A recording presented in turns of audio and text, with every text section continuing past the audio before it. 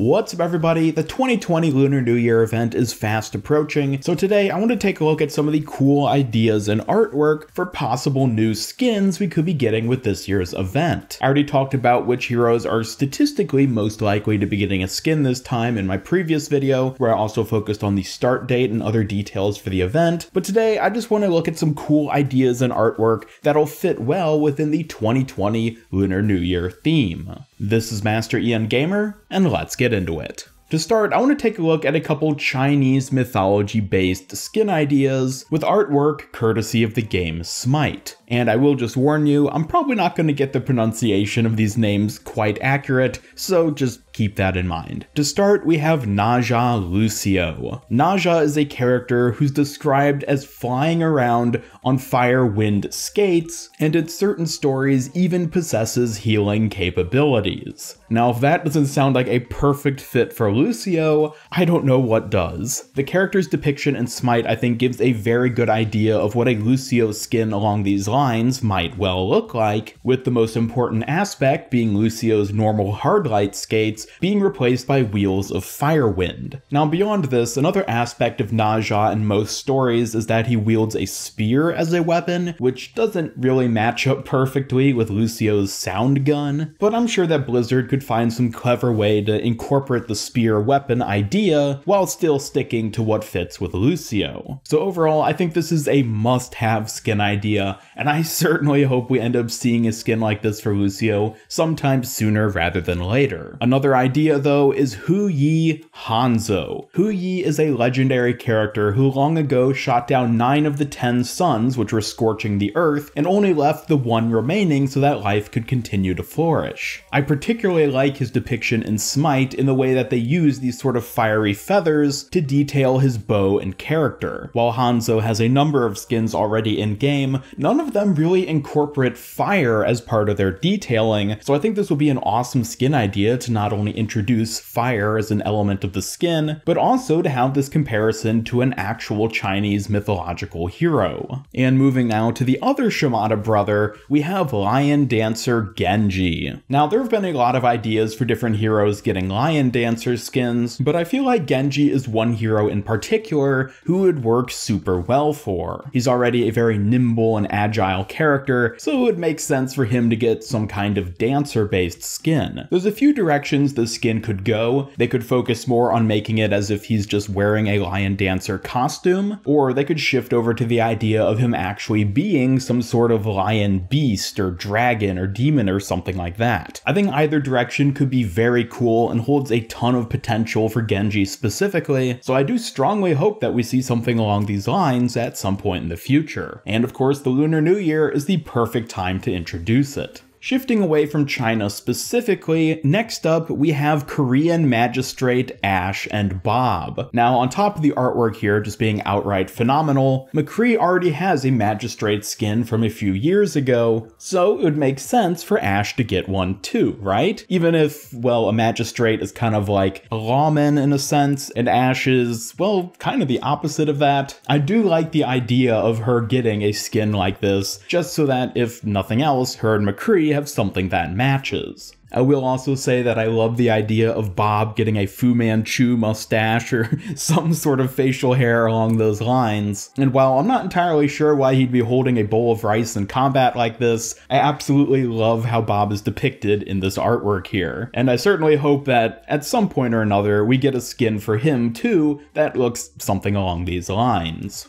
But speaking of Omnics, next up we have Fireworks Bastion. Now this was an idea I brought up last year in my skins prediction video, and still to this day I am in love with the idea of Bastion becoming some sort of fireworks cart. His minigun could be replaced with a box of fireworks, which doesn't quite make sense, and his ultimate cannon could be turned into some large ornate dragon firework, and I just think this is a fantastic idea which holds so much potential, and again is a skin that I think we definitely need to get at some point in time. Hopefully sooner rather than later. Sticking with Bastion though, another fantastic looking skin idea is Jada Bastion. His entire body has been redesigned into an ornate jade, well, robot I guess, with dragon imagery all over him, his head being remodeled to look like that of a samurai, and even a little pet Ganymede dragon to match. Once again, this is some fantastic artwork that I think represents a very cool and very realistic skin possibility for one of the game's most lovable heroes. But speaking of lovable heroes, let's move on to everybody's favorite hero with Celestial Wrecking Ball. Now, I absolutely love this artwork here. The mech itself is based on an armillary sphere, which is a model used to show objects in the sky and how they orbit around each other, and overall it makes for a surprisingly beautiful and ornate looking skin, and it definitely helps that Wrecking Ball himself has a cute little beard. The more beards, the better. I'm for giving every Overwatch hero a skin with a beard. Sticking with Wrecking Ball though, another idea is Panda Hammond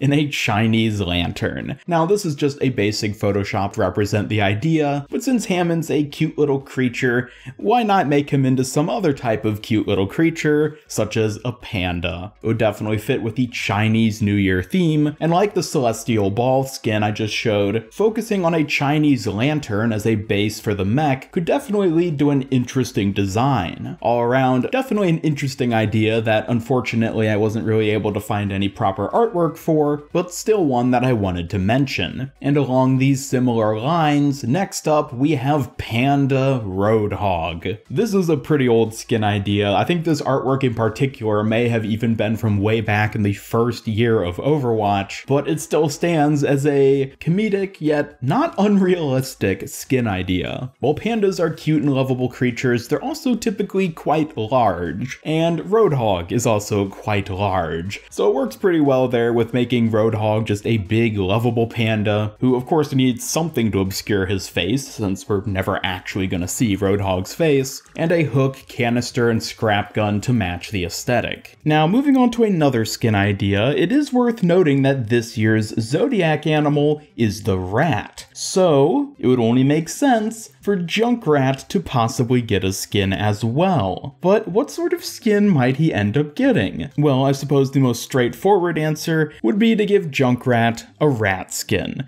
Now, there's a few different ways they could do this. They could make him just literally an animal like a rat, similar to what we kind of already saw in one of the t-shirts being sold in the Blizzard gear store a couple years ago, or they might go for something that's a bit less creepy? I don't know, this is one idea that seems pretty intuitive, but at the same time, Roadhog didn't get anything for the Overwatch Year of the Pig, so maybe they're gonna do the same thing for Junkrat this year. I mean, Reaper already kinda did him dirty by getting a Rat King skin for this most recent winter event, but I guess we'll just have to see how Blizzard ends up handling this one.